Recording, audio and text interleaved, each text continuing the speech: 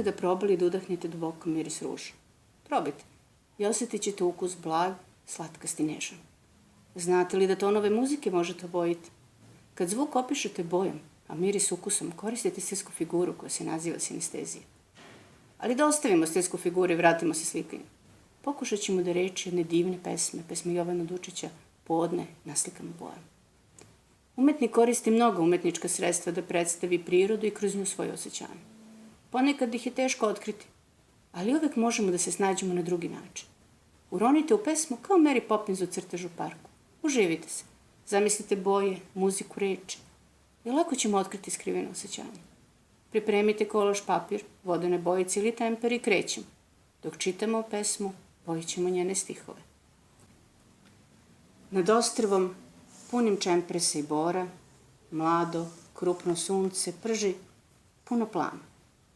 I trepti nad šumom i nad obalama slan i moder miris proletnjega mora.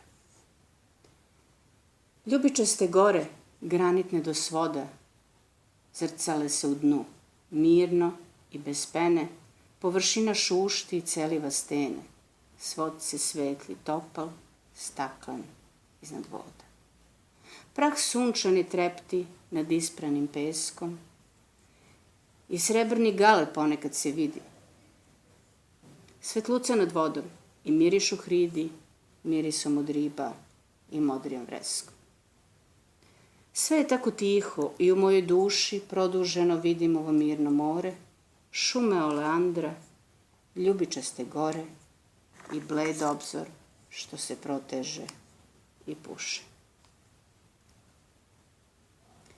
Nemo stoje u njoj srebrnaste rodne obale vrti i svetli pali mlado krupno sunce i ne šušte vali. Galeb još svetluca, mir, svuda je podne. Da li osjećate sada toplotu sunca i svežinu mora, dubinu mira koju osjeća pesnik? Pogledajte, pomirišite, čujte, osjetite.